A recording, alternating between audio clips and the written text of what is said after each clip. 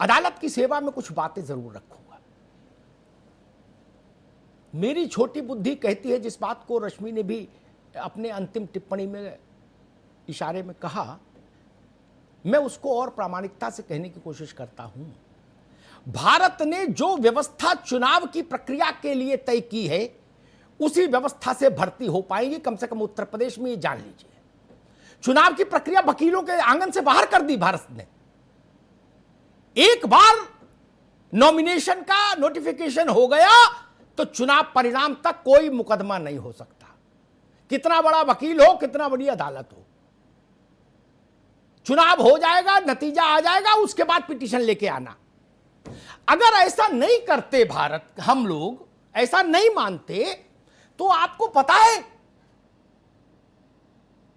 547 सीटों के लिए लोकसभा में चुनाव होता है।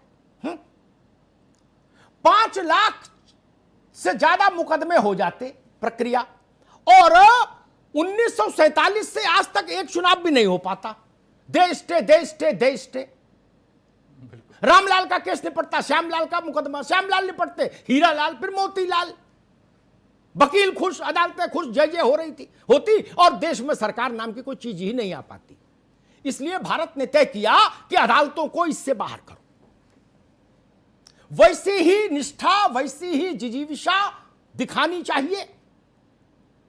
भर्ती के विज्ञापन से लेकर नियुक्ति तक, ज्वाइनिंग तक, उस प्रक्रिया को जुडिशियल इंटरवेंशन से बाहर रखा जाए।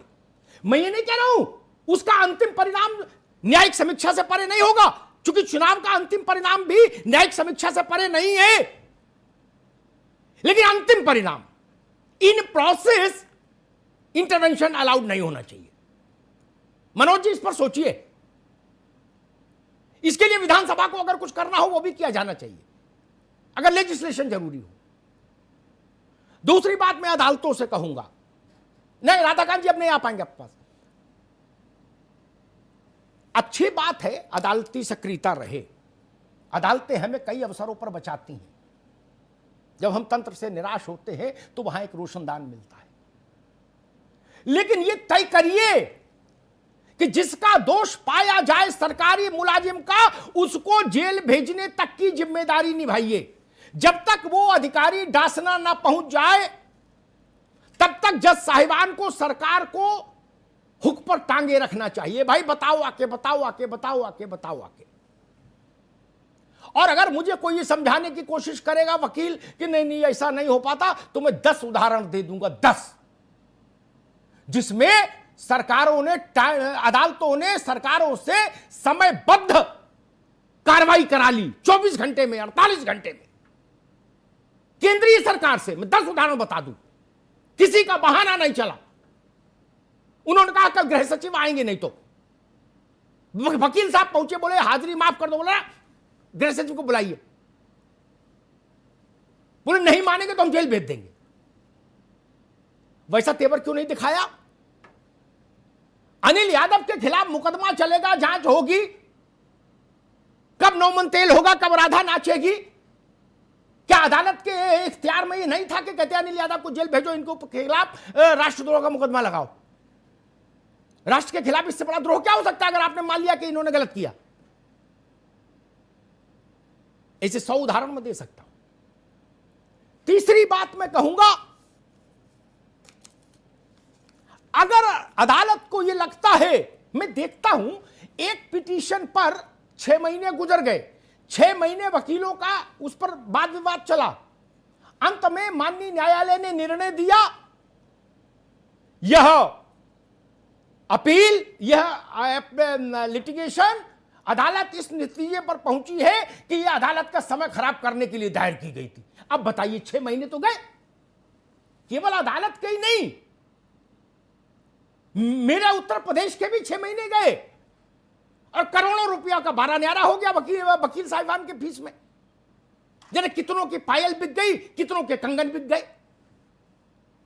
ये बात पहले दिन क्यों नहीं समझ ली? अच्छा मान लीजिए 6 महीने बाद भी समझी, क्या आपने 10, 20, 50 एप्लीकेंट्स को यह कहा कि भाई इन पर इतना जुर्माना लगाइए कि नजीर हो जाए ताकि दोबारा कोई नहीं आए?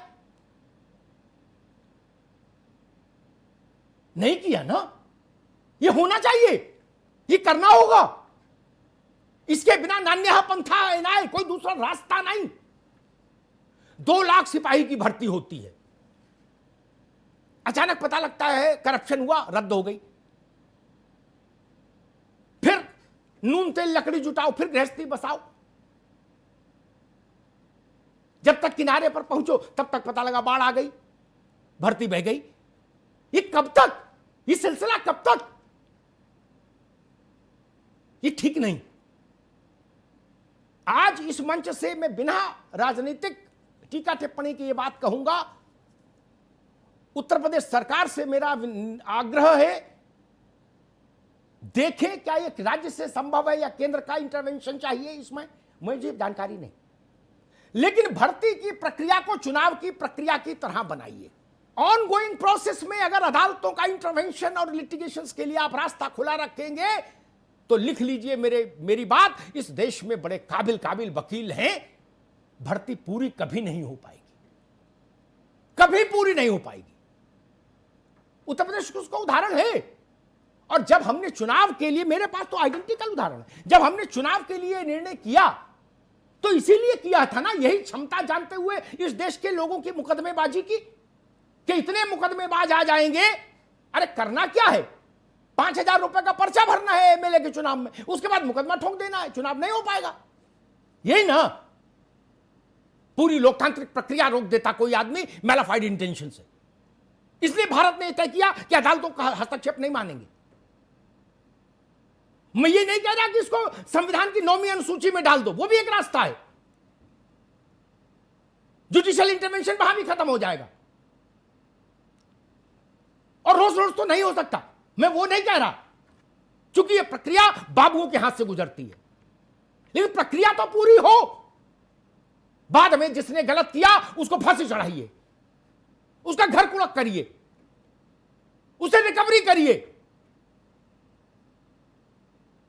लेकिन लाखों लाख बच्चे अधर में झूलते रहे, उनके माता पिता अभिशप्त हो जीने के लिए इन परिस्थितियों में। कोई अपनी मां की आंख का मोतियाबिंद का ऑपरेशन नहीं करा पा रहा, लेकिन वकील को पैसा दे रहा है। कोई अपनी बहन की शादी नहीं करवा पा रहा, शादी करा लिया तो गौना नहीं कर पा रहा, लेकिन मुकदमा लड़ रहा है। यह परिस्थिति बदलिए, कृपा करके परिस्थिति बदलिए। ये हमारे आपके बच्चे हैं, हम कौन सा उत्तर प्रदेश इनके लिए छोड़कर जाना चाहते हैं? और इस सबसे हटके एक व्यवहारिक सवाल, अगर हम निष्पक्ष और सुरक्षित भर्ती, समयबद्ध भर्ती नहीं करेंगे तो उत्तर प्रदेश चलेगा कैसे, ये भी जान लीजिए। 3 करोड़ के आसपास बच्चे बेसिक शिक्षा परिषद के स्कूलों में एनरोल्ड होते हैं, 2.5-3 करोड़। उनको कौन पढ़ाएगा? कौन पढ़ाएगा? उनको ऐसे ही छोड़ दे, एक स्कूल एक मास्टर? नहीं, 2 लाख से ज्यादा पद खाली हैं। ये राइट टू इंफॉर्मेशन की जानकारी है। अब मुकदमाबाजी चल रही है और अनंत काल तक चलेगी। मैंने तो आज एक पिटीशन फिर हाई कोर्ट में देखी, हाई कोर्ट ने उसको एक्सेप्ट कर लिया। कोई तारीख लगा दी, बोले नोटिस जारी करो। बोले जी फला को आरक्षण इसमें क्यों नहीं दिया गया? बोले अच्छा ठीक है, ये भी है, आ जाओ। और एक बात जो शायद रश्मि ने ही कही थी, वो भी मुझे व्यवहारिक लगती है, या शायद ओझा जी ने कही, कि हाँ शायद ओझा जी ने कही, कि अगर कुछ नहीं हो सकता तो फौरी तौर पर इतना तो हो ही जाए, भर्ती से, गवर्नमेंट रिक्रूटमेंट से जुड़े सारे मामलात अदालतें ये तय, हाई कोर्ट ये तय करे कि 30 दिन के भीतर उनका निस्तारण करेंगे। एक ही बेंच रहेगी, कोई चेंज नहीं होगा, समयबद्ध निस्तारण 30 दिन के भीतर, भर्ती गो हेड या भर्ती कैंसिल, बीच का रास्ता नहीं। धन्यवाद।